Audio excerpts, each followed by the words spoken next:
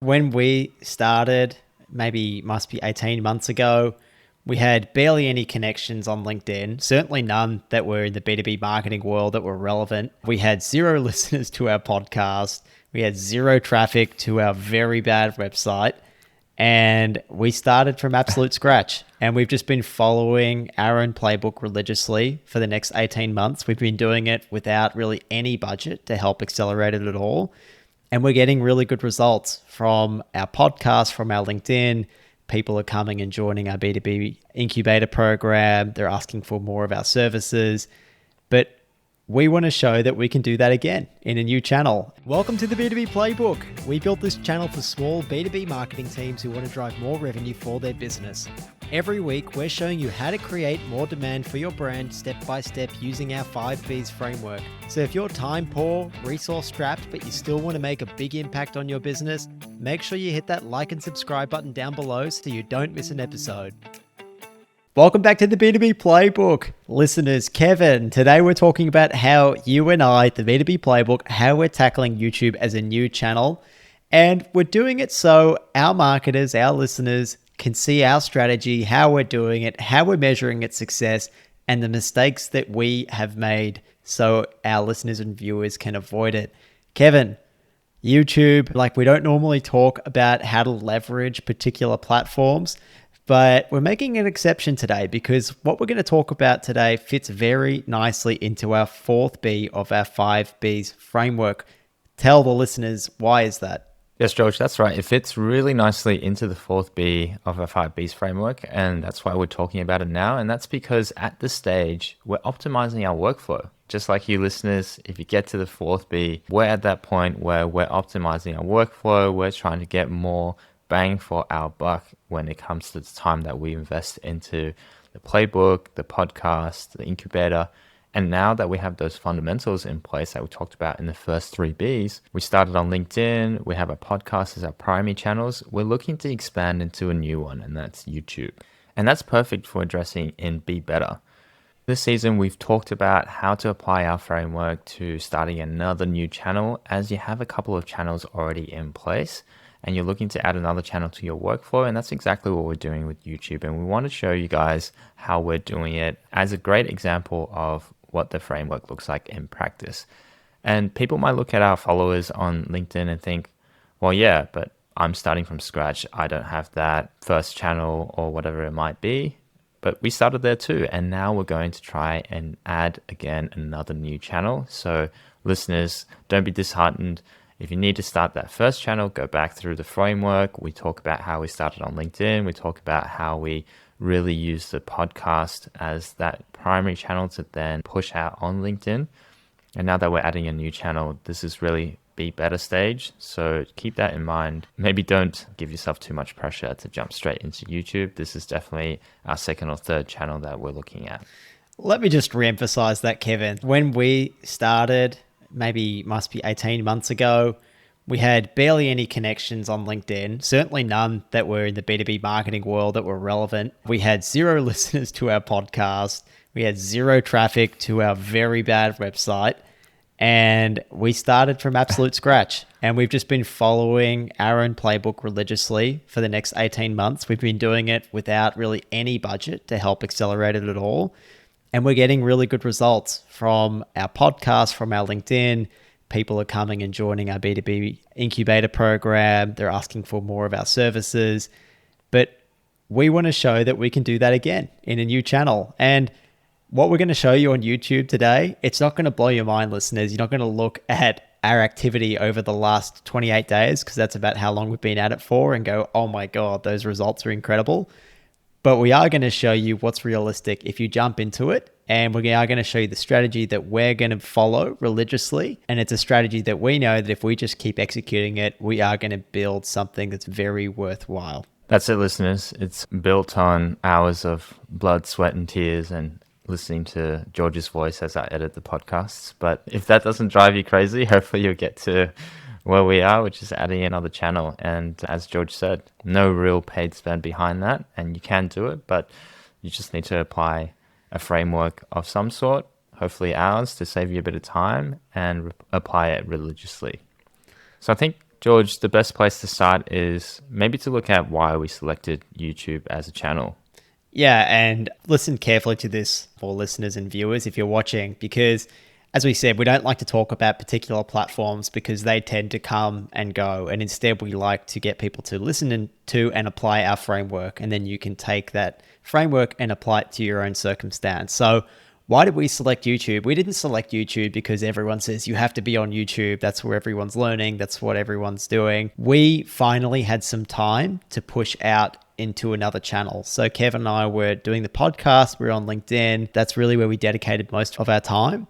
And we got to a point where we streamlined that enough that we actually have enough time in our day to add in another channel. My gut feeling, Kev, at that time was maybe TikTok, but I didn't know. So I just did what we would recommend all of our listeners do, what we recommend our customers do, which is talk to your dream customers. And for us, that's talking to B2B marketers and saying, hey guys, where is it that you actually like to go and learn? What platforms is it that you go to go and learn in depth about things that are relevant to your work? And I ran a poll on LinkedIn. We got a whole lot of feedback, and it turned out to be YouTube. So that was confirmed by the poll, but it was also confirmed by customer interviews and listener interviews that we conducted over a few week period. Listeners, after the customer interviews and polls, which already pointed us towards YouTube, which is that audience research piece, we also looked at our business goals again. So you might remember, listeners, from the framework that we talked about when we add on another channel, we need to go back to business goals. We need to go back to what we're hoping to achieve here with a new channel. And for us, it's still very much educational content on a framework that's very much evergreen, and it's quite important. It's an evergreen framework that needs to be in place for a while to come. And so if we look specifically at the choices we had at the time, YouTube versus TikTok, for example, YouTube was a much more evergreen medium. The content would stay there. We can then link to it and more easily resurface it when we need to. And it's more likely to appear in things like SERPs. It's more searchable. So that means if someone types in a question that's relevant to something that we've answered in our content, YouTube ranks well. So YouTube might come up first. It doesn't so much do that in TikTok. People do search in TikTok. Don't get us wrong. We understand that. And we know that it's a very helpful learning medium as well. But for something that's a bit more evergreen, like our framework, we wanted to have our content next in that medium that is more aligned to that business goal of having evergreen educational content that we can keep going back to, and our listeners and our viewers can keep going back to it as well. Well said, Kev. It aligns with our way that we plan on being helpful. And the first three fundamental Bs are be ready, be helpful, be seen. Our way of being helpful is by presenting this framework to you guys. And it is an evergreen framework. And as Kevin said, YouTube as a channel really aligns with how we're choosing to be helpful. It's also so good, Kev, because I think it's the platform that people go to be educated in depth, like long form content, which is what you and I really specialize here in at the B2B Playbook, does really well on YouTube. People go there to learn. But I also love, Kevin, that they've introduced YouTube Shorts as like their TikTok competitor. And that also met our business objective of how can we reach more B2B marketers? And I suppose for us, like this was a good way of simultaneously getting that long form content out there, and then with not so much effort of having to take on another whole new platform, we could also get those goals of expanding our reach with those B2B marketers with YouTube Shorts.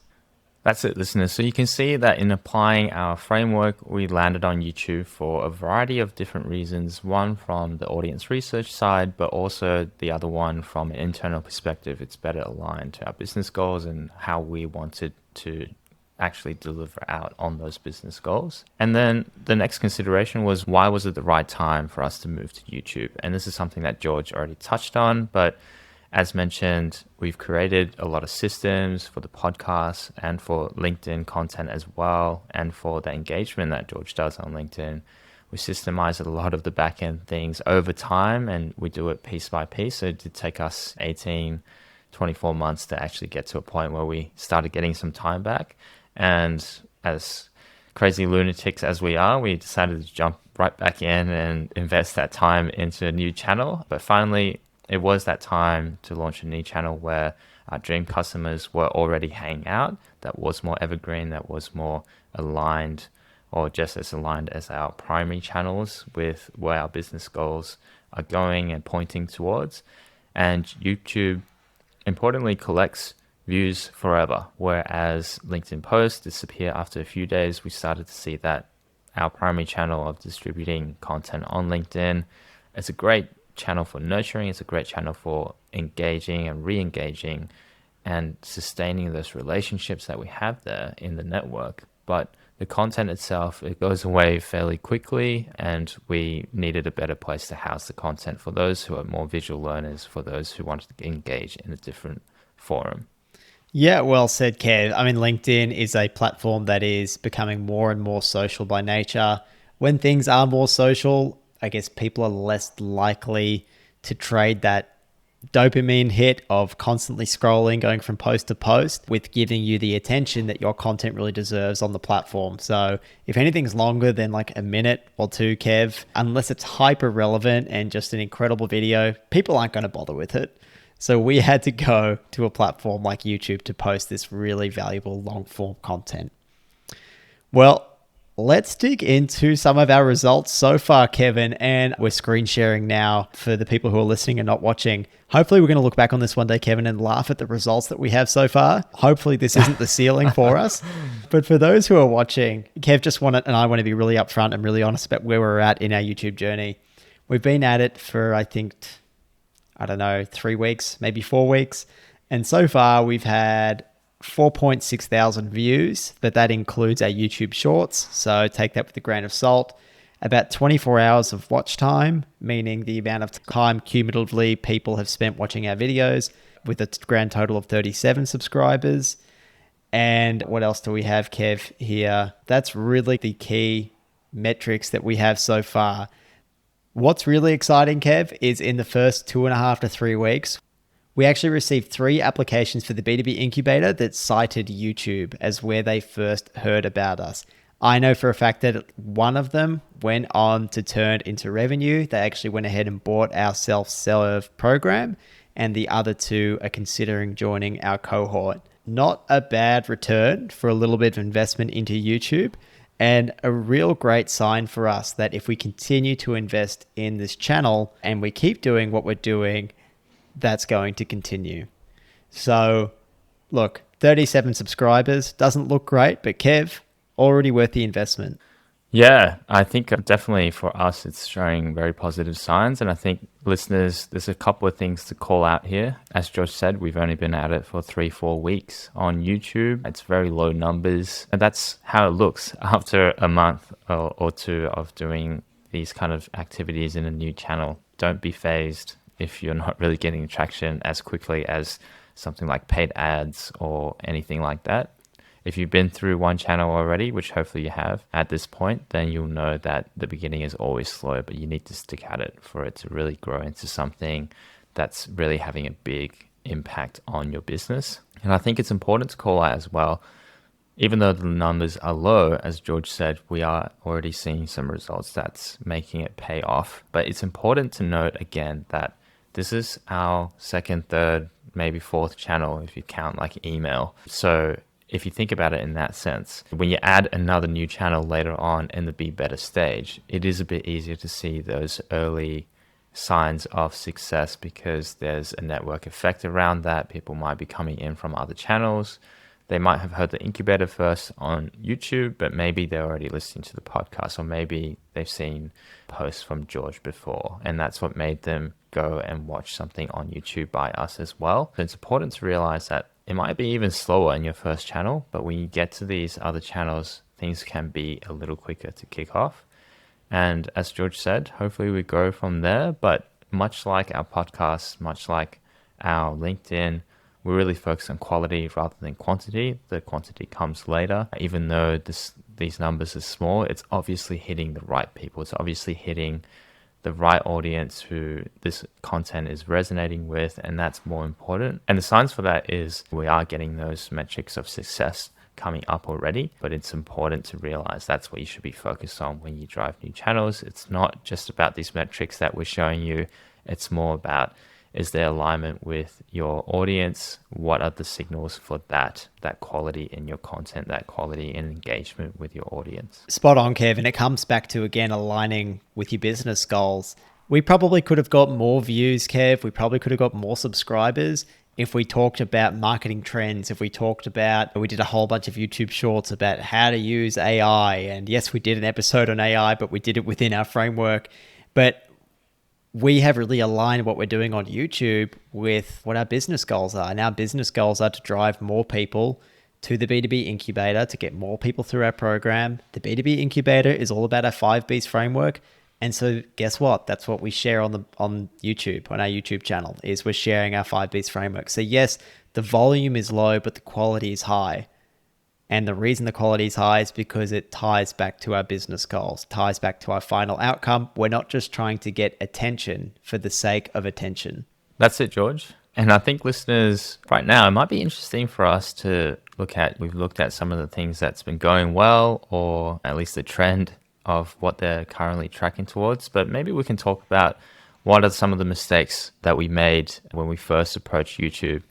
And it's something that George can talk to more because he's more in the day-to-day of looking after YouTube and making sure everything is working well, answering any rude comments with a like-minded manner. No, just kidding. But I think the first one to point out, and most importantly, is that we actually looked at YouTube much earlier on in the piece. We were actually thinking about doing YouTube instead of the podcast when we first began trying to share the B2B playbook. I don't know if you remember, George, but we had that discussion very early on. We even recorded a few episodes. We might have mentioned that on the podcast before, but I think we realized pretty early on that we're not actually applying the framework as we've talked about it. We're not going into enough depth on looking at our business goals, on looking to our dream customers and what they need and what they're asking for.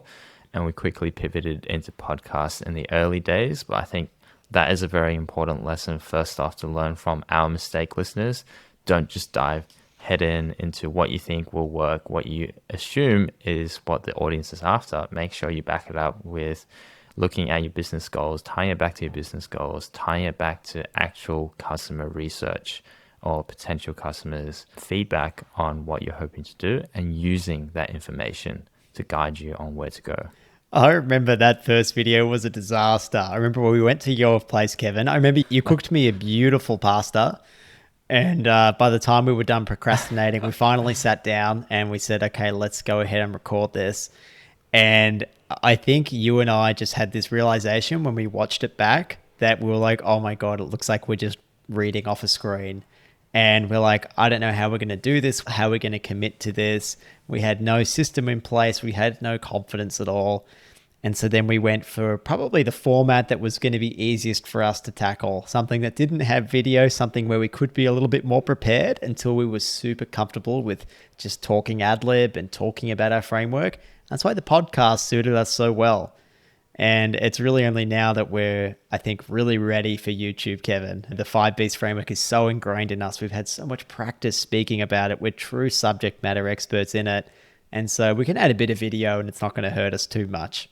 Yeah, that's it. And over the time of building the podcast, we've been able to build a bit of a community, particularly yourself, George, and we've been able to get that feedback around, would you actually like to see some of our content on YouTube? Is it, or any other channel that you would like? Is this now the right time to go on another channel? Is the demand out there? And once we got to that point, then we let the audience guide us as to which channel and when to go after that channel. Kev, one other mistake that we made was even just more recently, I think it was the last few months of 2022, Kev, last year, when I was saying to you, I really think we should get on YouTube based on what our dream listeners are saying to us, based on this poll. I'm going to put together some original content. I thought I had to really create some original content to make it worth it for YouTube, because we're not just competing against other B2B marketers or other vendors for attention like we are on LinkedIn. We are really competing against the whole entertainment category of YouTube. And I just thought that I had to create like whiteboard sessions that were really interactive, that were really entertaining. And I even made a handful of videos. And I just remember coming to you, Kev, and I was pretty stressed. And I was like, I just don't see how I'm going to be able to continue this with everything that we're doing. Like, we're running an agency, we're running the B2B incubator, we're doing all the work for the B2B playbook. How on earth I'm going to throw an extra couple of videos in the mix a month? Like, it's just not sustainable. No, I remember that, and I think it's an important one that we learned and got some confirmation and reinforcement recently in our interview with Jess Cook, is that you can just repurpose a lot of your content, and that's what we're doing. We're following our framework as well in repurposing content in a sustainable way, where we just look at the same content. We have that pillar piece of content that we would chop down into different pieces and share it in different mediums. And in this particular case, YouTube, which we already record audio. We are looking at each other anyways when we do these recordings for the podcast. So why don't we add video to the mix very easily in that respect? And then we can just repurpose that pillar piece of content. And that's how we started that process of creating content for YouTube. And obviously, George has still put in a lot of time to make it tailored with different overlays, with different formats, intros, outros, things like that, and cutting things together. But it's much more manageable than coming up with original content, because really that pillar piece of content is what we're trying to share. That is the point of YouTube. That is the point of our podcast. That is the point of all our written content as well. So let's share it again. Let's share it in a different format that people who aren't as comfortable with podcasts or aren't as comfortable with blogs, they want to consume it in a different way. Let's do that in a video format on YouTube. And I think that was how we started that process for getting YouTube content together. That's it, Kevin. You got to have a process for taking that pillar piece of content and turning it into whatever it needs to be. Maybe we should share more about our own approach, Kev, and our approach that we're taking to YouTube. We've already spoken about it a little bit so far, but just as a reminder, listeners and viewers, our goal is really to educate and entertain. And that should be the goal of all your Be Helpful material. It's got to start with that dream customer first. And the best way to build a relationship with them is to educate them and to entertain them. We spoke about how I had that freak out where I was like, oh my God, Kevin, I've got to create all this original content for YouTube. And then we just realized that we didn't, because we already had a show that had heaps of value and we could just repurpose our existing video podcast into YouTube. And now if we take these recordings that we do, and they're normally about 40 minutes, and we turn it into a 30-minute YouTube video, and then we normally get 8 to 10 YouTube shorts per week. So that gives us one YouTube video and 8 to 10 YouTube shorts per week to post. Now, YouTube shorts give us a lot more reach, and the long form YouTube gives us that depth to build those relationships with those dream customers. So the YouTube shorts probably really help us reach a new audience. And again, the longer form video is where we really develop that relationship. And I think there's something very powerful, Kev, about video, because people really get to see your face. We're sharing our screens, we're sharing our process. It's very intimate. And I think that's why, despite only having 37 subscribers, we had 3 things in our pipeline from YouTube already. Yeah, definitely. And it's something that took a bit of convincing listeners for George to get me on. I'm a naturally more shy person, don't like to be seen or even heard for that matter. So the podcast was already a stretch. But yeah, I obviously, once George showed me the demand that was there, once George showed me the sort of connections that you can make with this different medium, it's like a no-brainer, and we really have to jump on it, if nothing else, but for the demand that our dream customers and our existing community already have for something like this. Something else you can learn from our approach, listeners, is to take baby steps with your process, particularly as you're getting started. So you can see with us, we had those freak out moments as well. We had to get through different hurdles to get started, but it's all about taking baby steps to get going. It doesn't have to be incredible from the first video. Processes are built over time and optimized over time. Go back to the first episode of our podcast and you'll see how far we come, how bad that first edit was, both in terms of like quality of edit and just sound and everything like that, and how we presented the information. I'm sure we'll look back at these first few YouTube videos in the same way very soon and feel like, oh, what were we doing then? But that's okay. That's part of the learning process. That's part of building a process that you need to really get there. And we are in that process right now. We're upgrading the production over time as we take those baby steps one after another to be more suited to YouTube. So that means using more hooks, different intros and outros, and changing scenes between different points that we're making, and having drawings on the screen now that George does. And I'm sure one day we'll have much more attractive thumbnails for the click-through rate on YouTube. So all those different channel nuances that will come through over time as we start to develop that more deeper understanding of particular channels and how people are using it, so we can best communicate what we want through that channel as well. Kev, just to come back to that whole thing of it's okay if your first couple of episodes aren't that great. I think that's how every entertaining or educational content, media brand, whatever starts. Like, you just have to get started. I don't know if you've watched the first few episodes of Seinfeld. They're like not that great. It had a really lackluster reception. Elaine wasn't even part of the first handful of episodes. And the show just gets better and better as they realize what parts work, what parts did the audience respond to. But it just gives you a base to continue to build on. So you don't have to get everything right from the beginning. The most important thing is that it's founded on something that you know that your dream customers will find interesting, and then just develop from there. But getting back to our approach and our process, Kevin, I think we shared this? I think we might have shared this in an episode or two before. Yeah, I think we have. Yeah, but I'm just sharing again, listeners, our process of how we go from our video podcast, and then we go to YouTube and we release the short form videos on YouTube and the long format on YouTube. And then from there, we take the transcript, we turn that into LinkedIn posts, into carousels for LinkedIn. It gives us about 3 article ideas for every episode that we do. And we've also just noted some of the tools that we have along the way. And the really crucial thing here, Kev, is with this approach is, other than the video podcast, this part right here where you and I sit down with each other, despite you being on the other side of the world, and this part right here where we're talking to each other, this is the only part that can't be outsourced. Everything else post-production can be outsourced to someone because it's just repurposing what is already created. And that's really, Kev, how we're going to scale this process. We can't really scale our one-to-one interactions, but we can scale the repurposing of what happens after. And that's how we turn our one pillar piece of content into something that gets viewed 20 times the amount as if we had just released that pillar piece of content. So that's our process of how we go from our recording to YouTube. Yeah, and I think, listeners, it's actually pretty interesting to point out that before we started YouTube, we didn't get the transcript as easily with our tools that we edited the podcast with. So doing those LinkedIn posts, doing those articles, it was actually harder without the transcript. It's actually improved our whole process now doing YouTube. So you'll find along the way, listeners, these different synergies that you can actually pull out from adding new channels as well. But just make sure you keep working on your processes. Don't sleep on that. There's old processes that can feed into new ones that can improve old ones. Make sure to review the whole process of content creation.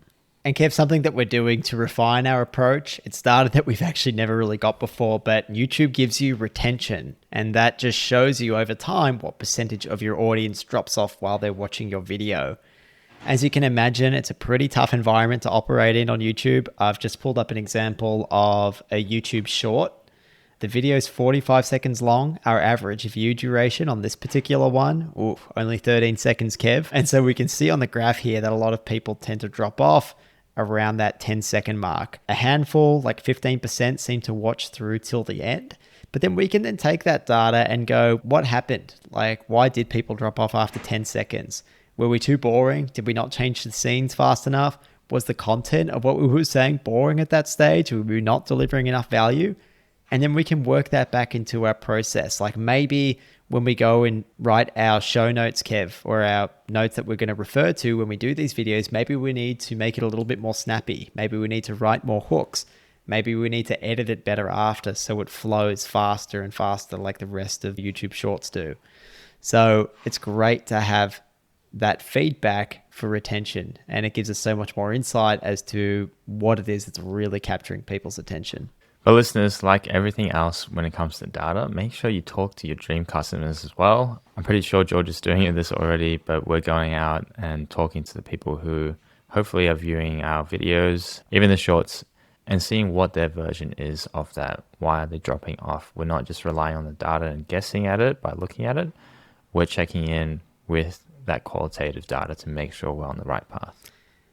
And Kev, look, like it's still early days for us, right? So those retention graphs, they could indicate that maybe only 15% of our audience is relevant at the moment. And maybe the 70, 80% that's swiped away, maybe they're just not into B2B marketing, because that's the reality with YouTube as well, is it's more up to the algorithm as to who sees your content. But there are things that you can do to optimize your content.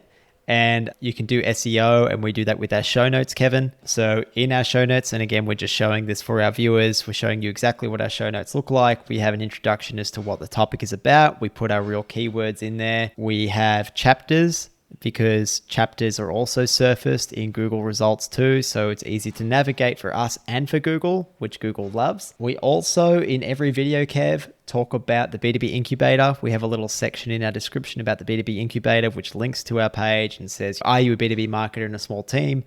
We've got this program that gives you the strategy, the tools, the templates to build your demand engine. And we, of course, use some relevant hashtags like B2B, B2B marketing, demand generation, and so on.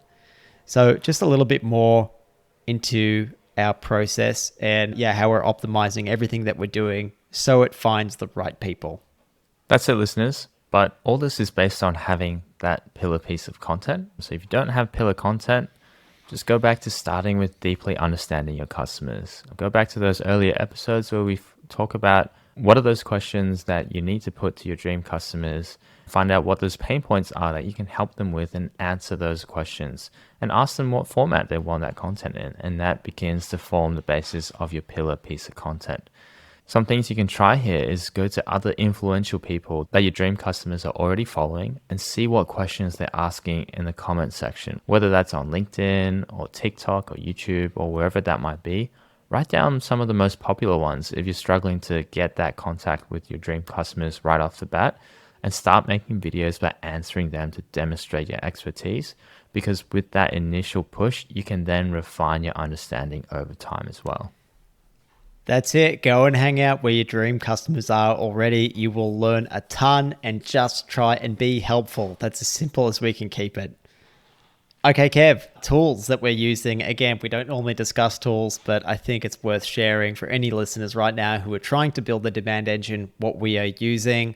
We use riverside.fm to record. It's really high quality in terms of recording audio and video.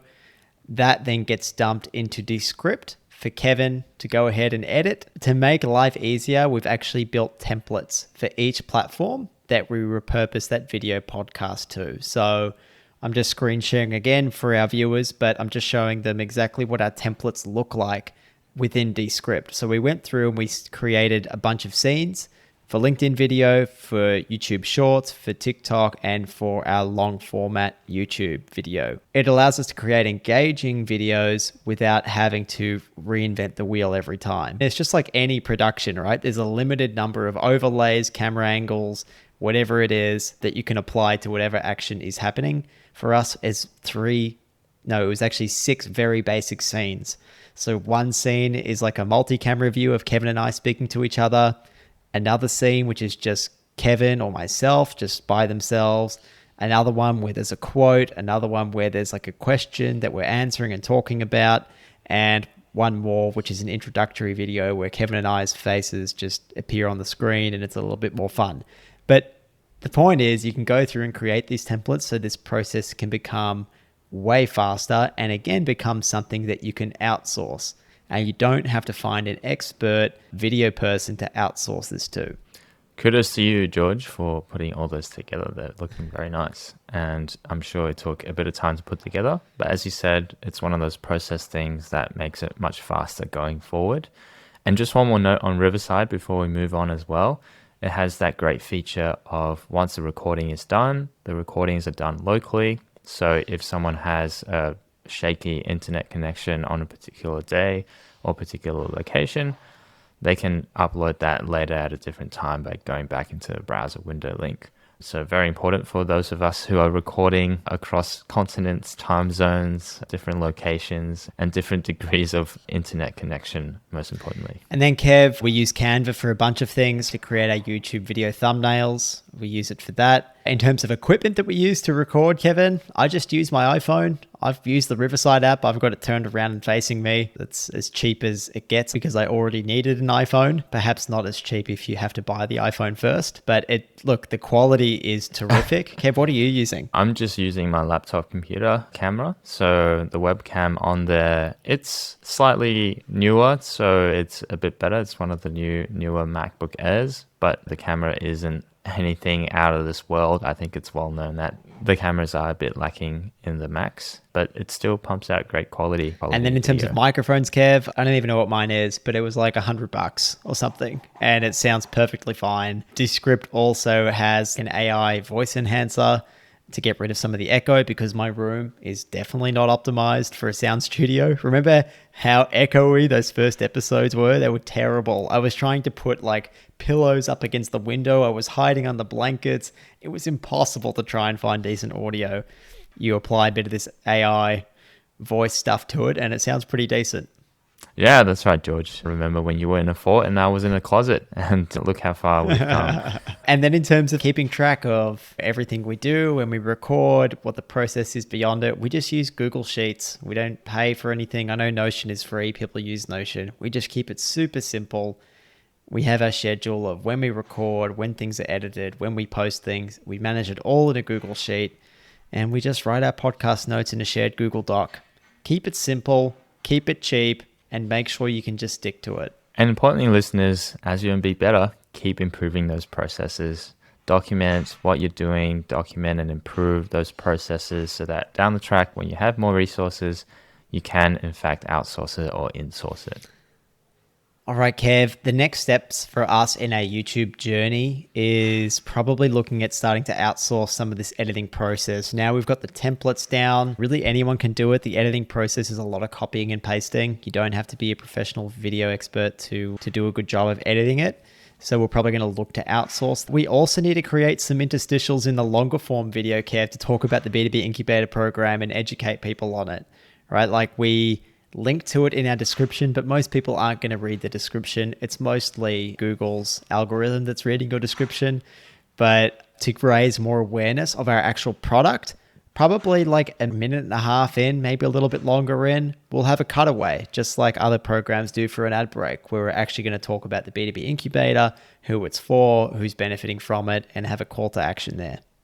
Yeah, I think listeners, when you do these sort of things, is to keep in mind that you're still being helpful. So we're putting it early on to make sure that people who aren't interested move away fairly quickly. They can easily skip over that or move away from the video if it's not relevant to them. But if it is, then they can get that help quite early on. And yeah, it's just about aligning again with being helpful with your business goals and what you're trying to achieve in a particular channel. All right, Kev, how we're measuring success. How do we know if YouTube's a channel that we should continue investing in? And there's a few metrics that we're going to look at. And I think ultimately the most important one is revenue and opportunities. Again, if you were just starting out on this helpful content journey, this is more of a lagging metric. Because we put the work into other channels, we did see revenue and opportunities come from YouTube quite quickly. Again, it's unlikely that you will if you're just getting started on this helpful content journey. Another important metric for us, Kevin, is subscribers. Ultimately, if people are subscribing to you, it's an indicator that they want to continue and follow along with your content, that they don't want to miss what you have next. I don't really take it to heart, Kevin, because I know that there's a lot of people that I follow that I just for some reason haven't bothered hitting that subscribe button to. But you do want to, on aggregate, see that subscriber number climbing in the right direction. Yeah, I think, George, on revenue again, we advocate for marketers, demand gen marketers, any sort of marketers, really take responsibility for revenue and for revenue impact and pipeline impact and all things to do with the bottom line. But at the same time, as George said, you have to be realistic with when that accountability comes in, with how much weight you put to that at different stages of your growth. When you're just starting out, particularly in your first channel, it's really unrealistic to look at that because you'll always logically kill it before it really gets somewhere that you need it to go. So keep that in mind. Go back to the episode where we talk about the different stages of growth and the sort of metrics that you need to look at for different stages if you want some more guidance on that. But definitely agree with George. At some point, it needs to go back to revenue opportunities. And as George said, if we're looking at that, subscribers is almost a vanity metric, but it can be a good indicator at different points in that journey of the growth that you're seeing from the channel, whether it's moving in the right direction. And then there's also halo traffic to the website and podcast listens that you can have a look at as well. Is your trends in traffic to the website and podcast listeners and subscribers growing? If it is, then great. That means potentially YouTube is having an impact. If you're doing mostly the same things in other channels, that's worth looking at to see if there's a halo knock-on effect, because these things don't work in silos. As you will know, they all work together. So you do have to take into account knock-on effects that are important indicators of whether this new channel is working as well. And Kev, on that halo traffic, we just had our biggest month ever in terms of podcast listens. We had about 30% more than we've ever had before. And we've also just done our first month of YouTube content. Is it Is it just correlation? I don't really know exactly what it is. But as you said, these channels don't operate in a silo. It's a marketing mix. People are going to come across you probably with multiple touch points in their journey. And I do think that we are seeing a halo effect already from YouTube. And finally, listeners, I think George went through the retention graph before, but that's a new piece of information that we can look at to measure success as well, whether we're maintaining interest. We're actually delivering on the entertainment side of things as well as the education side. And are we retaining people as we go through our content? Because that's important. People need to hear the content, need to really get value from the content all the way through for us to see it as a success. And we can use that same information to optimize the podcast back as well. Beautiful. All right, Kev, the key takeaways. Listeners, the first one was, when you take on a new channel like YouTube, make sure you do it with that be helpful mindset. Don't freak out because it's a new channel. Just work through the playbook again. The second key takeaway is you don't have to be perfect from the beginning. Kevin and I certainly weren't when we were starting with the podcast. We're definitely not now with YouTube, but just take those baby steps initially and build in processes over time. The important thing is to pick a cadence for creating and posting videos and make sure that you're sticking to it and constantly refining it. And finally, the ultimate goal of any channel should be to assist in building trust and creating pipeline, but make sure that you're tracking leading indicators of success to know that you're on the right track, because pipeline revenue aren't going to show up from the very beginning. Nice one, George. All right, listeners, that is an episode on how we're going in our YouTube journey so far, how you can practically look at adding a new channel to your marketing process. As always, we're absolutely stoked that more and more of you are joining us every Monday by listening to the podcast or checking out our new YouTube channel and the videos there. If we can ask one thing, it would be to please pass on the show to someone who might enjoy it and get value from it, or leave us a short review on whatever platform you listen on or watch on. It's an amazing help to us, our future listeners, and we really, really appreciate it. Thank you, George. Thank you, listeners. See you next week. Thank you, Kev. Thank you, listeners. Catch you next week.